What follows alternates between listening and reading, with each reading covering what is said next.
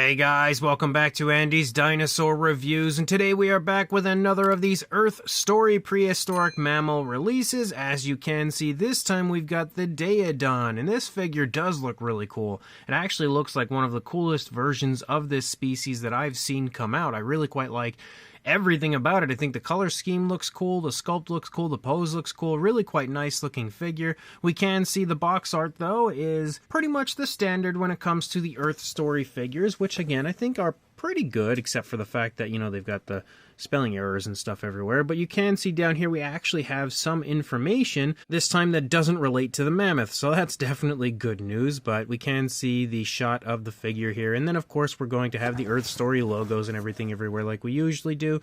And then on the back, again, a shot of the figure and then some information and alternate images over here. So let's get this box open and check it out. So here is our Daeodon, and out of the packaging, I will say I think this might be the nicest figure that they've had in this line so far. Overall, I think it looks, again, really quite cool, just like it looked on the packaging that we had seen there.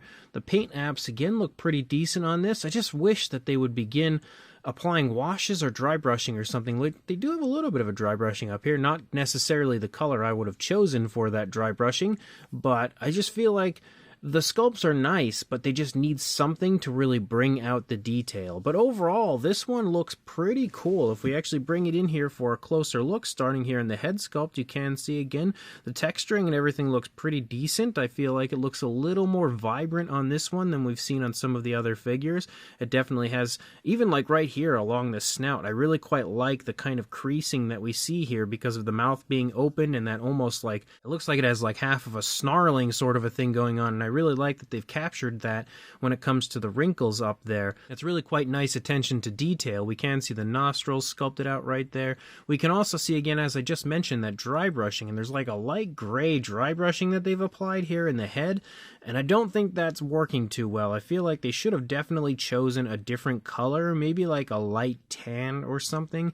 Could have brought the detail out a little bit better, because the kind of gray dry brushing stands out in a way that looks unnatural, and I feel like definitely was not the best decision for that area. But that said, it at least does help to show you the detail again a little bit nicer, but it just looks awkward on the figure. But we can see some nice paintwork here to the face, as we've got like a darker tone moving up and over the top of the head, a darker brown. We also have some nice lighter browns and even some slight almost like orangish browns as you move further back.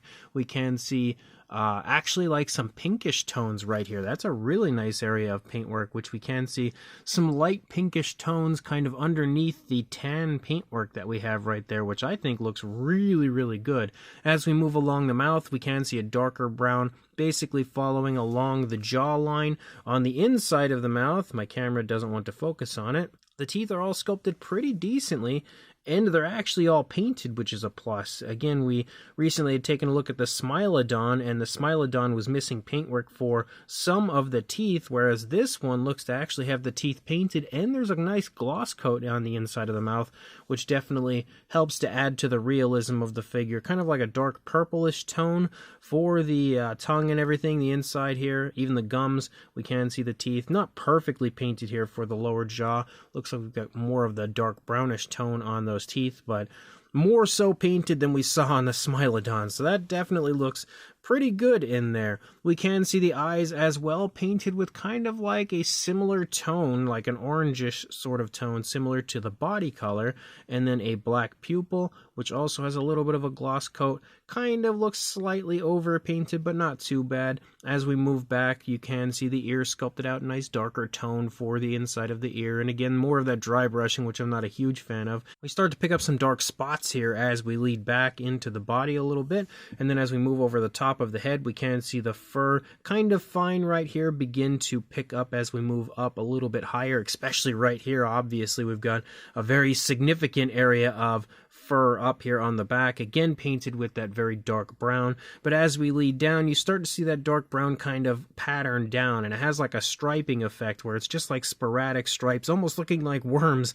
kind of moving through the body of our Daeodon. And I think it looks pretty decent, definitely a little different than what I'm used to, and looks pretty good on the figure. Leading through, you can see the fur and everything looking quite nice on the figure. Again, maybe slightly, I don't know if I would really say muted, but I just feel like they could have sculpted a little bit more fur on it. But overall, I think it looks pretty decent as far as that goes. We can see the leg kind of picking up here, and they show off the bone structure sort of throughout the course of that leg. And again, because of the positioning of it, leading down, we basically pick up a darker brown tone like we see up there on the top of the Daeodon, leading down into the feet right there, which we can see looks pretty nice. More of the striping leading down through that leg. And then leading into the stomach, there is a lighter tone. We transition very smoothly to that lighter tone. So again, nice naturalistic transitioning between colors, which is a plus. And there's more very nice fur detail back here in the stomach region. Leading up, we've got the hip bone right here, definitely protruding through the skin. The muscle definition shining as we lead down the rear leg as well. More of those stripes, again, following down through the leg, and again transitioning to the darker brown as we lead down into the feet yet again. We also have the tail sticking out here on the back. Again, we transition to a dark brown for the end of the tail. Pretty much like the theme of this figure is like anytime you get to an end area, like an area where the figure is going to end, besides the butt right here anyway, but you get a darker brown tone because we see it on the tail, we see it on the legs, and even up here on the snout, basically following along the mouth, you've got that darker brown tone.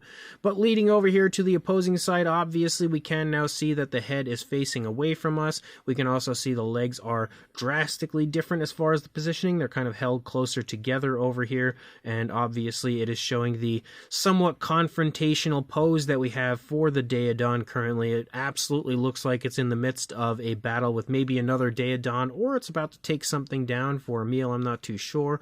Following along the underside, we can see the genitalia is present on the figure, and we also again have the nice light tone here for the underbelly, with again some pretty impressive fur detail down here as well. And then when we lead back up here into the face, we again unfortunately see that really strong dry brushing, which, like I had already mentioned, I'm not a big fan of. I wish, honestly, if they had not included that dry brushing, and I know I'm kind of contradicting myself because I've been saying in the last few reviews they could use a dry brushing on their figures, but if they didn't include the dry brushing on this one, I feel like it would have looked better, because the dry brushing, the tone of color is just so drastically brighter and different from everything else that you see on the figure that I feel like it just now kind of looks ugly. Like it takes a pretty decent paint scheme and paint application, and this area looks kind of, amateur as far as the paint apps go. So it is what it is. It's not the end of the world, but I feel like the dry brushing just looks a little ugly in the face. And again, if they would have used like maybe a light tan or something, some alternate tone of color, it could have done the job that they were looking for a little bit nicer, because the coloration that they did use is just a little too bright and kind of awkward looking. But overall, that is definitely a very cool Daeodon figure,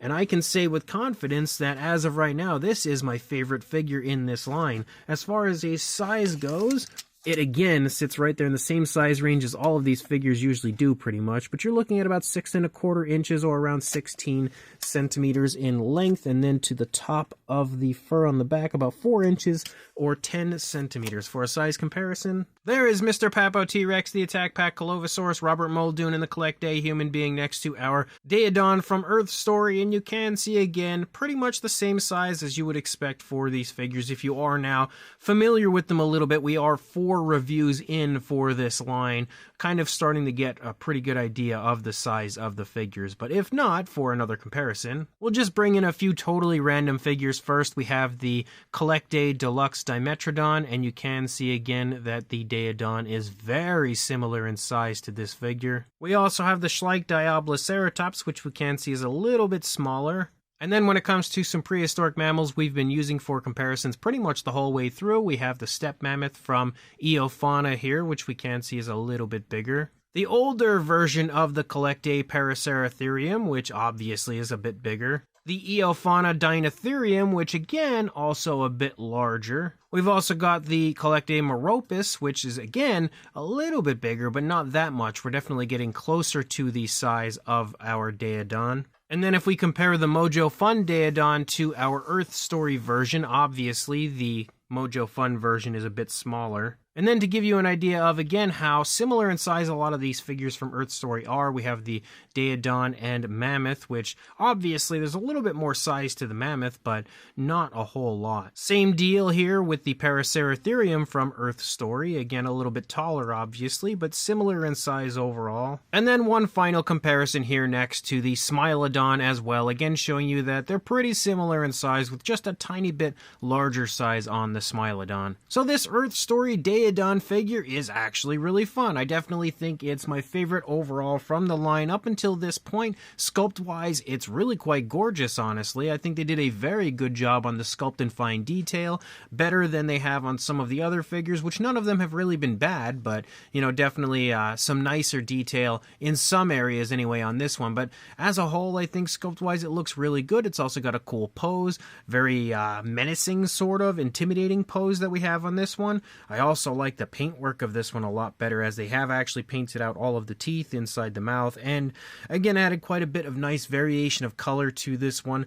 A dry brushing, like a lighter tone or even a darker tone, just some sort of a dry brushing to highlight the fur through the body would have been nice, except for the dry brushing that is present on the face, which again I think is a little bit too bright and kind of doesn't look natural, kind of looks out of place. But overall, the application of the paint is fairly smooth and natural, nice transitions and stuff back and forth, and is definitely, again, a really cool figure. Overall, I actually really like this Daeodon. So if you are interested, like I've already mentioned a few times, my good buddy Dino Mike Mac scored this one for me from the Hong Kong Toy Show. So I don't know exactly where you can buy these quite yet, but they should begin showing up at some point soon, I would think, on, you know, some online retailers like AliExpress and stuff. So hopefully, once they do, I will be able to return here and add a link in the description. But if you find them in the meantime, definitely pick this up and like, comment, and subscribe, and I will see you in the next review. Thanks for watching.